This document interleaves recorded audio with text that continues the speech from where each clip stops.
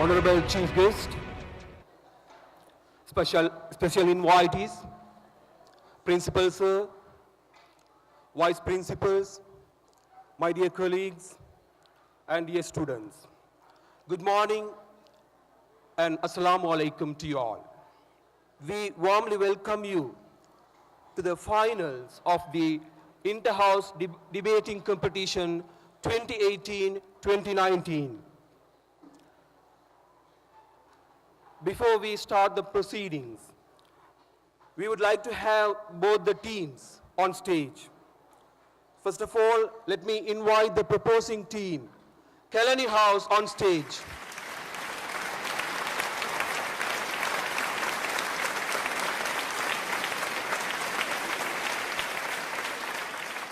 Next, I would like to call upon the opposing team, Wallaby House.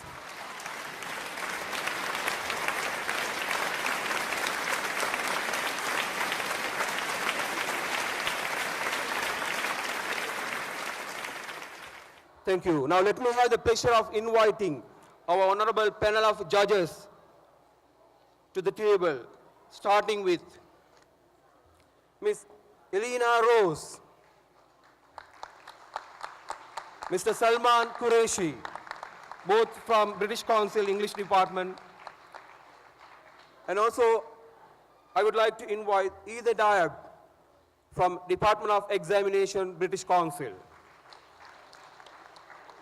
Let's put our hands together to welcome them. We have Mrs. Fazliha Kader to assist us with timing. Now let me introduce the debaters of the teams, starting with the proposing team. Kalani House, the leader, Inshira Imtiaz.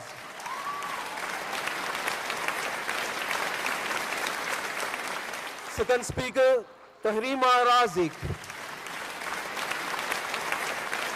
Third speaker, Dunora Pereira. And the fourth speaker, Kevin Pires.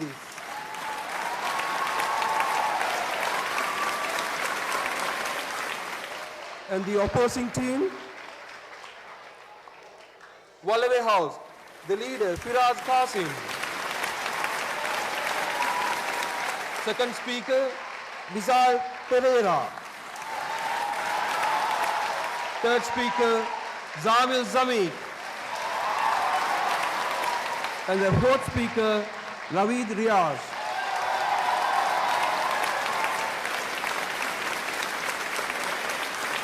Thank you.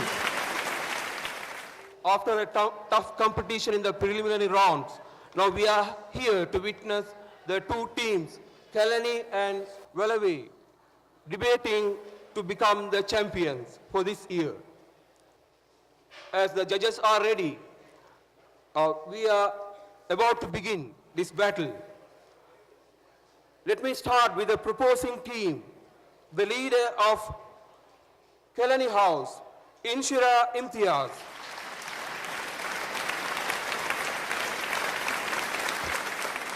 Let 100 guilty be acquitted, but one innocent should not be convicted.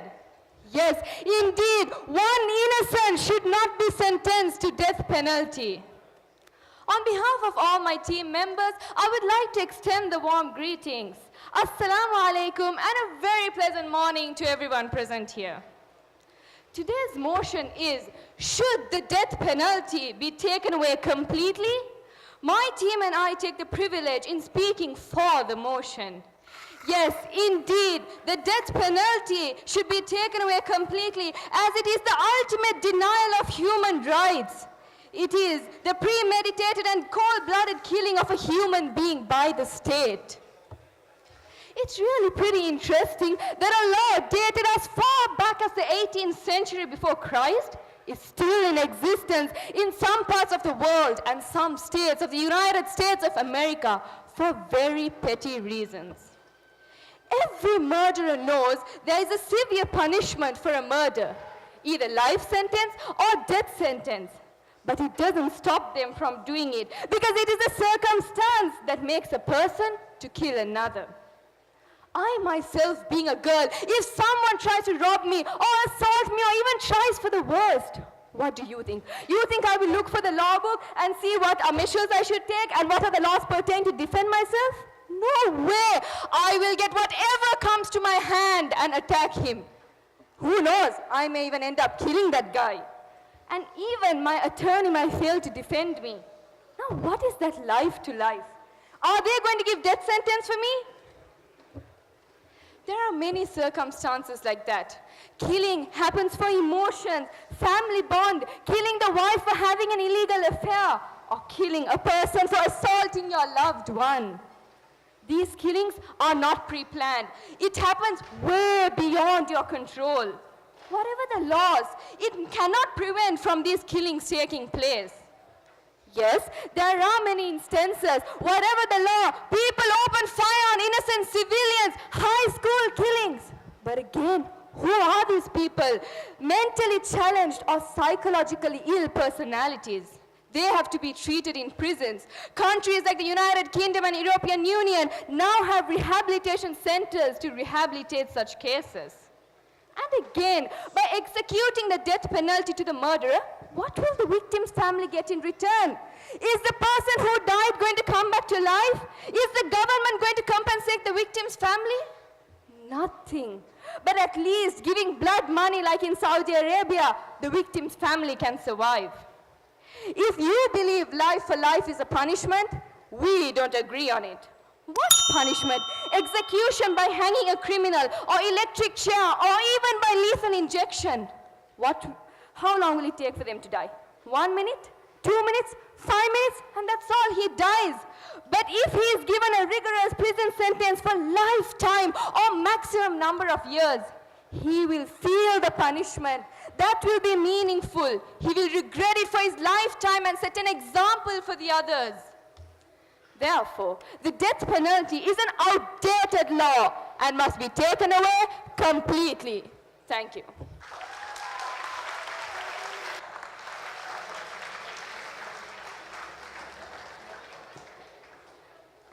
Thank you very much.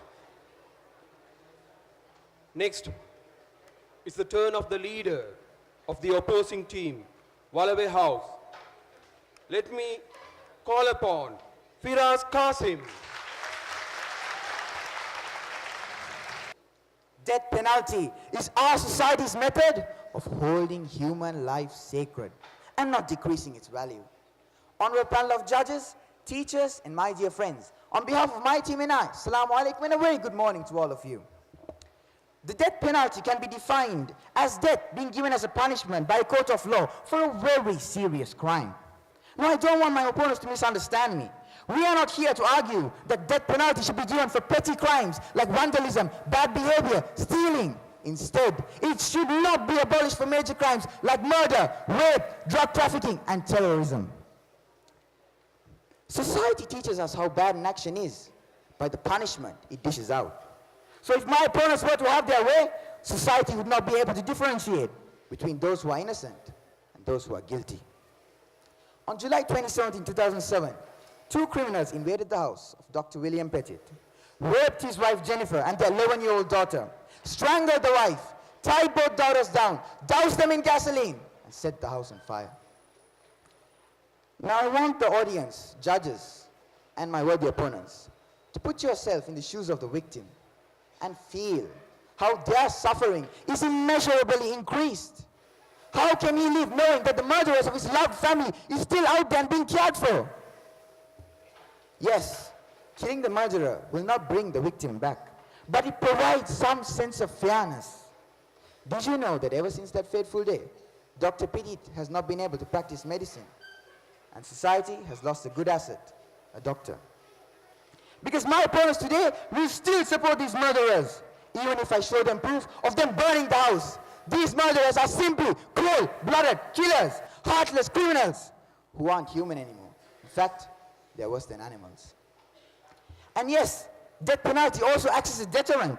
It prevents the formation of new criminals by changing their mindset and eliminating criminals whose mindset cannot be changed because their actions can lead to the misery of others. Take the case of Zainab Ansari, who was raped and killed on January 4th by Imran Ali, a rapist who had raped a total of 26 other girls. If death penalty was meted out to him initially, the lives of these 26 girls, including Zainab, who was 6 years old at the time, mind you, would have been safe. Death penalty prevents the criminal from repeating the crime, unlike your alternatives, which can never change the mindset of a criminal. Finally, after huge campaigns and protests, as well as the support of Imran Khan, current Prime Minister of Pakistan, Imran Ali was killed and the lives of numerous other girls were saved. Human life is precious. And if my opponents were to have their way, the punishment for major crimes and the punishment for minor crimes would be the same, thus degrading the value of human life. Because today, my opponents are wrong. It is not the world that is messed up. It is those of us who live in it. Thank you. Thank you very much. It's the turn of the second speaker of the proposing team, Kalani House. Let me call upon Tahrima Razik.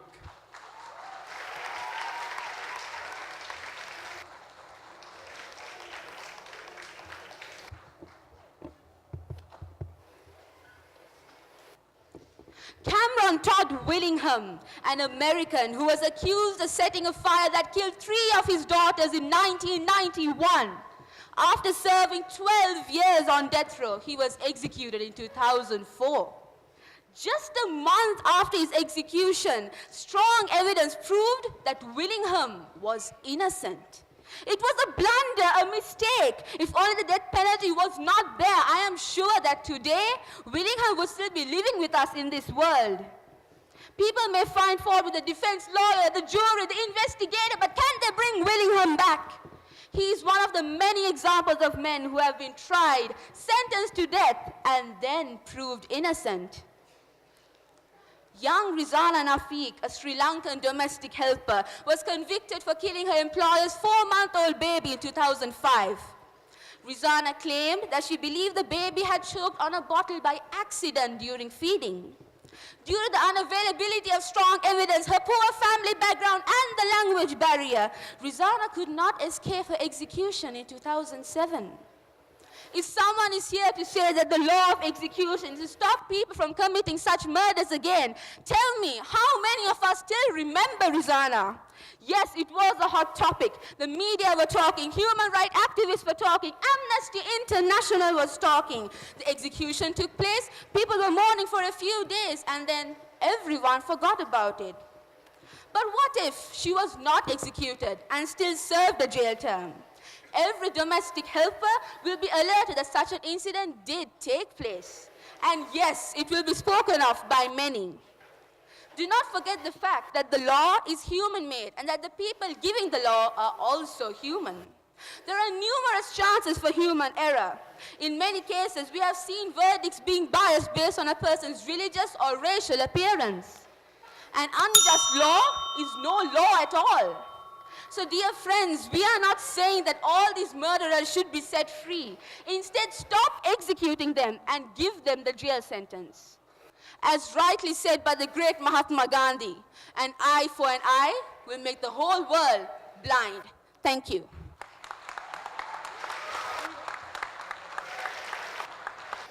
Thank you very much. Next is the turn of the second speaker of the opposing team. Let me invite the second speaker, Visal Pereira.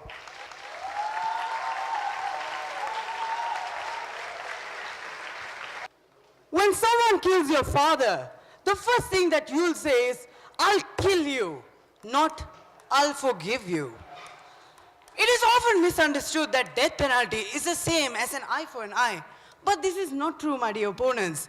We don't rape a murderer for him raping a girl, or we don't burn a murderer just because he burned his victim. We only put them to death in a fair and just way. So in practice, death penalty is actually a more humane way to eliminate the evil. In addition to that, Russia, a global superpower, abolished the death penalty in the 26th of May 1947. And just 3 years later, on the 12th of May 1950, they bought it back. Why, my dear opponents? Because they couldn't control the increasing crime rate that was increasing like never before. And death penalty was the only way to reduce these crimes. Further, in countries such as China, the crime rate is as low as 1 in every 100,000 cases. Singapore is ranked as the second most safe city to live. And in Japan, the homicide rate is only 0.3 per 100,000 cases. Do you know why, my dear opponents? This is because these countries implement death penalty consistently for every heinous crime that the murderers commit. And what about Seya Sademi, a 4-year-old Sri Lankan girl who was abducted, raped, and murdered while she was sleeping next to her own mother? And Jayoti Singh, who was attacked and raped in a bus by 6 men. What about Asifa Bano, who was killed by 8 men in a temple? See the food that these men eat. Look at the beds that these men sleep in. And look at the shelter that these men receive. So pitiful, right? Well, my dear opponents, imagine this criminal came and attacked your family. Would you like it if your criminals would get the same luxurious treatment? No way. My merciful opponent said how innocent people are convicted. I am sorry if you are living in the old centuries. In the modern day, there's forensic science, DNA, biometric testing, there's everything. And the chances of convicting an innocent is very low. Therefore, my dear opponents, death penalty is simply the process of sending a defective product back to the manufacturer and letting him fix the issue. Thank you.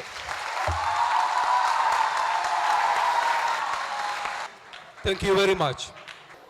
Next, to present their side of the argument, let me call upon the third speaker of Kalani team, Dunura Pereira.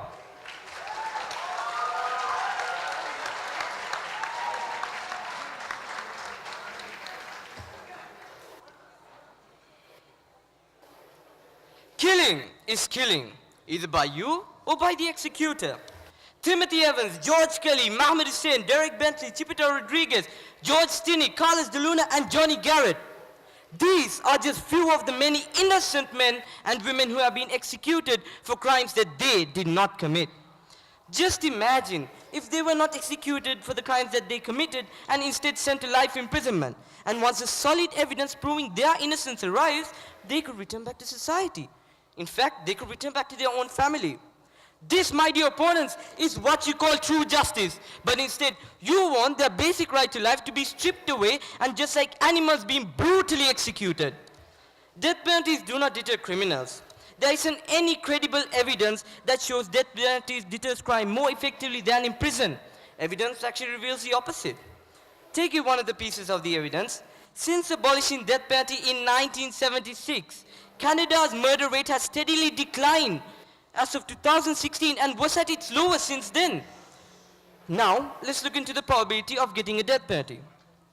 In America, if the defendant's representation costs were less than $320,000, he would have a 44% chance of receiving a death sentence.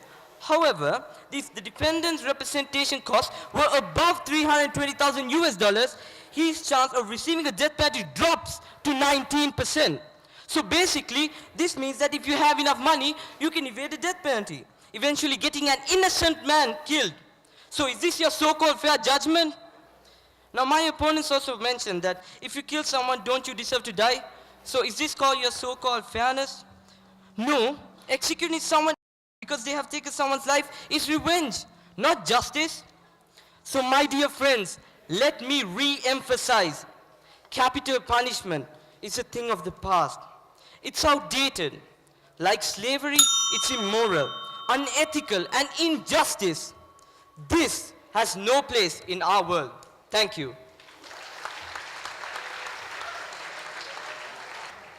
Thank you very much. It's the turn of the third speaker of the opposing team, Wallaby House. Let me call upon Zamil Zamik.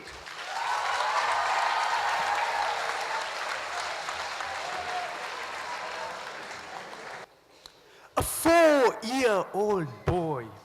Once his dad put him in a closet and he saw a person with a knife in his hand stabbing his dad right in front of his naked eyes. Now imagine the government didn't sentence him to death. How do you think he would have felt? He would live his entire life growing up to kill that person, which would make him into a criminal. But if the government sentenced him to death then and there, he would have had a sense of satisfaction, a sense of peace, a little bit of solace within him. And this boy is my very close cousin. So opponents, do you really want to abolish death penalty? And like my leader mentioned about drug traffickers, today our world is slowly dying because our youth is affected by drugs. And opponents, we are not saying that these drug addicts should be given death penalty, no. But the drug dealers should be wiped out totally. They corrupt the young generation and destroy the world's future. So again, do you want this to happen, my dear opponents? Then why abolish death penalty? Also, my heartful opponent wants to abolish death penalty completely. All right, that's what they are here for, right? Okay, then imagine a world without it. Crime rates would be increasing in an exponential rate. Because what's there to be scared about? A person who committed homicide, he's not going to die anyways. And at the same time, the innocents. Think about them, my dear opponents. They will fear for their lives. So how would this world function with no peace and safety?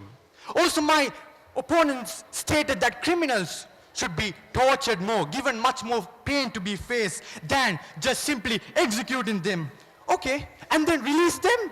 What assurance do you have that they are going to come out and be changed? Do you know a mindset of a criminal? Then that's why it's best to execute them and wipe them out totally.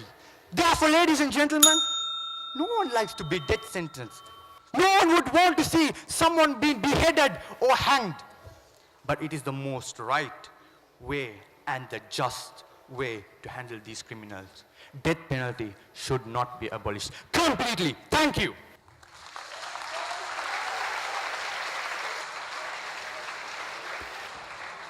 Thank you very much. Next, let me call upon the fourth speaker of the proposing team, Kalani House, Kevin Pires.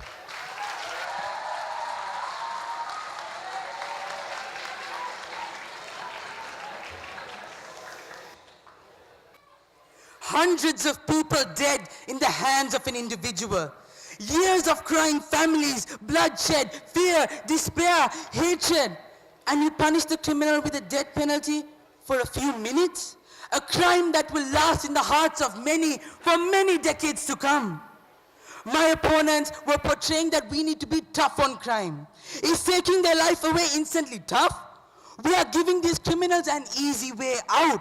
Why not isolate them for the rest of their lives and make them understand everything they have done wrong? Every morning they open their eyes, they would want the easy option of death rather than a lifetime of regret. My opponents were also portraying that with death penalty, life has equal value. Life has equal value? Let me tell you this. If a person shoots a policeman or a president, they receive a death penalty. However, if a normal person is shot, the murderer receives a jail sentence. How is this fair? So status is what this abides by? Every life should be considered the same. But this is something the current method of death penalty does not follow. My opponents mentioned these very bad crimes, rapings, killings. These crimes are committed by the mentally ill or emotionally disturbed. What is the point of killing them? Why not rehabilitate them, help them, educate them? They are one of our own. They also mentioned that if someone kills one of my fathers, the first thing I will say is, kill them. What if someone kills your dad? What if your dad kills someone? Would you ask them to get executed? I don't think so. The current method of death penalty is what my team and I do not agree with. This is why we are saying it should completely be abolished. No equality in the value of life. A prestigious lawyer will have the ability to make the innocent look guilty. Nowadays, it only takes a little bit of money and bribing to send an innocent person 6 feet under the ground for a crime he never committed. This is the ridicule my opponents want to continue in this world. Absolutely ridiculous. Thank you.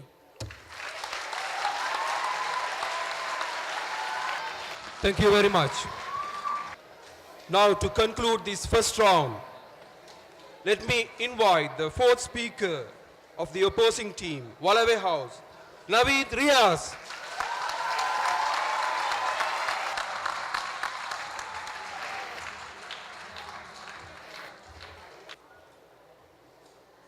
A robber is put in prison to prevent him from robbing on streets. At the same time, a vicious murderer must be killed to prevent him from murdering other people. My opponents today have talked about rehabilitation. Well, we are not against such a cause. We are not against rehabilitation. Those who commit burglary, those who rob, they should be rehab to correct them. But if someone kills someone, if someone rapes another person, do you think rehab is the best suitable place for him? He has no place in such a area. He should be removed. He should be executed. He must be sentenced to death. And you all talked about Rizana Nafiq's case, about her execution being innocent. Do you know that Rizana Nafiq was sentenced, he was 8 years in prison, and the legitimate government, the legitimate jury put her for this long because they wanted to make sure what she did was wrong. What she did was not allowed in such a country. And they wanted to remove, and it was after 8 years, after a series of procedures, after a series of trials. So there is no talk of innocence here. And you all talked about the countries such as Canada, with death penalties abolished and crime rates lowered. But the people in these countries, they fear such death penalty, and they are alerted on the very next move because they don't want such a thing in their country that gives a bad image. So death penalty's impact is actually beneficial for the society, and also such abolishment is not permanent. If there is again an unprecedented rise in crime level again, they'll be re-implemented. And my worthy opponents say that execution of the murderer does not bring back life of the victims. Don't you think that removing these people, the murderers, will prevent more other people or even children, innocent children being murdered in that country? And that murderer being killed will fortunately, who knows, save lives of 5 people, save lives of maybe 10 people, if you think wisely, my dear opponents. And you all said that these murderers should not be sentenced to death. Instead, they should be given a real sentence. What are you trying to say here? Are you saying that they should be go on to prison, stay for a number of years, and come out? Wonderfully done. So that they come, we garland them. Here, kill my father, rape my sister, take it over, do whatever you want. Perform your second homicide much better than your first one. Is that what you want? And even, didn't you all think that the victim who was murdered was not given another chance to live? So if you all see, my dear audience, any injustice taking place right in front of your eyes, all you have to do is make a call. Death penalty will answer. Thank you.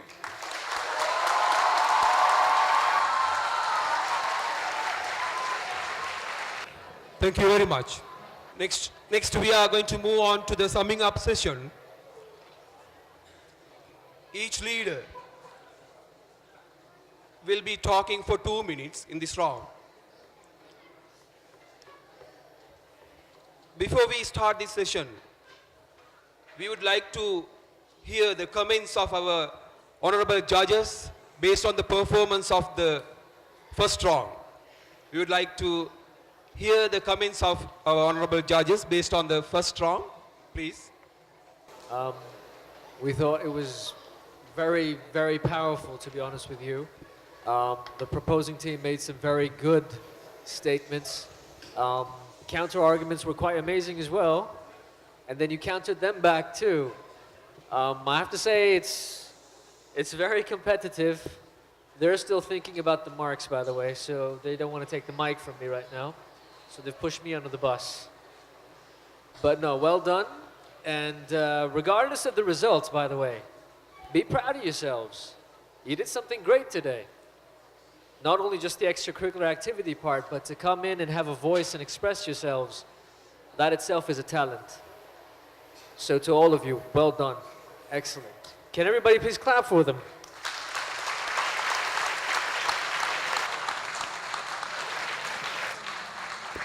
Thank you very much, sir. Now we'll move on to the summing up session, starting with the opposing team. Let me invite the leader of Wallaby House, Firaz Qasim.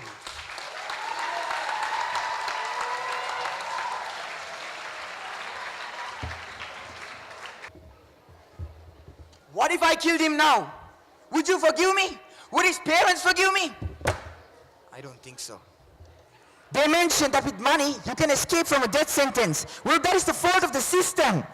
You see, death penalty is in the books, but in many countries it's not practiced. For example, in India, the last death sentence was a decade ago.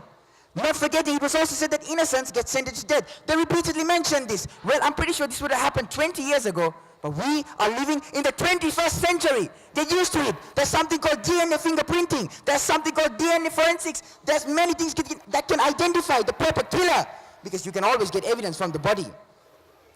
They even believe that the death penalty isn't tough. My opponents, what in the world is worse than death? You remove the person from this world. You remove him from his family. You remove him from everything that is present over here. So how in the world can life imprisonment be worse than death? They also assumed that if my father killed, what would I do? Well, in the eyes of justice, everyone is treated equally. So whether it be my father, my brother, or even your father, they all will be killed, executed, get the death penalty if they have murdered someone else, knowing what they did was wrong. In 2016, an 11-month baby was raped in Delhi. In 2015, a 3-month baby was raped in Hyderabad. In 2018, a 4-month baby was raped in Rajwada. And this was done, mind you, by all sane people. Sane people who understood what they were doing. What they were doing was wrong.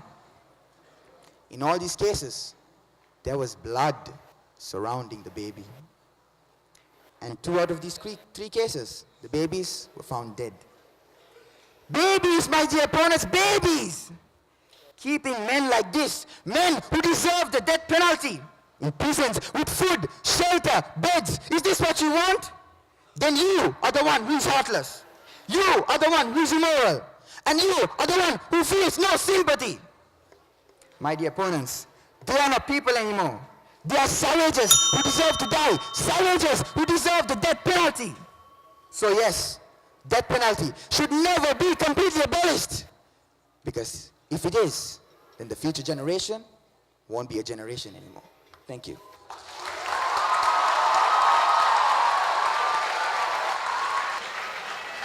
Thank you very much. Now let me invite the last speaker of this debating competition. The leader of Kelani House, Inshira Imtiaz.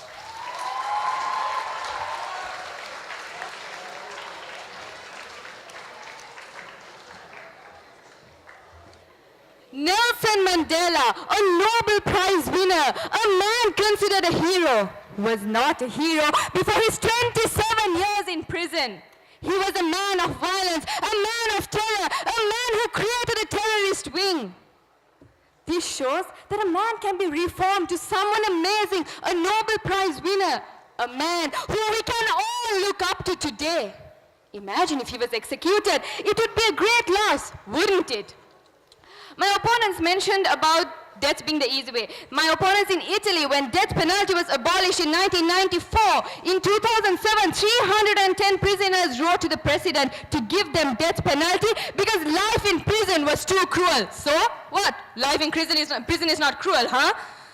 My opponents also kept mentioning about rape like as if rape is the only crime available. My dear opponents, giving punishment for rape is like prescribing antibiotics. 5 ml from this age to this age, 10 ml from this age to this age. Do you know what's the punishment in India? If you rape a girl below 12 years, you get death sentence. 12 to 16, life imprisonment. Above 16, open market.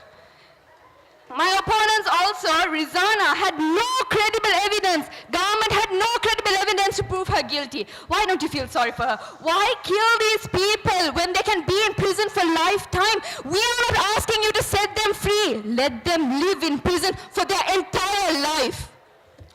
My dear opponents, also the second someone comes and murders you, you don't have to call, the death penalty people. Call the police, the person is in jail the next second.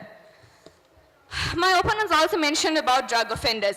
In Australia, Andrew Chan and Myron Sumakuman were on death row in Bali for drug offences. Both of them had very good artistic talents. Their reform had come so far that a former governor of Kerakban prison argued that they shouldn't be executed. So these people can come out. According to Professor Kamal Mitra Chenoy, in NCBT debate, Texas stands as the 17th in murders and one of the highest in executions and convictions, yet its murder rate has gone up. Darkness cannot drive out darkness, only light can do that. Hate cannot drive out hate, only love can do that. No matter how much noise you make in this hall today, capital punishment will always remain barbaric, inhumane, immoral, and unethical. And that, ladies and gentlemen, is a fact. Thank you.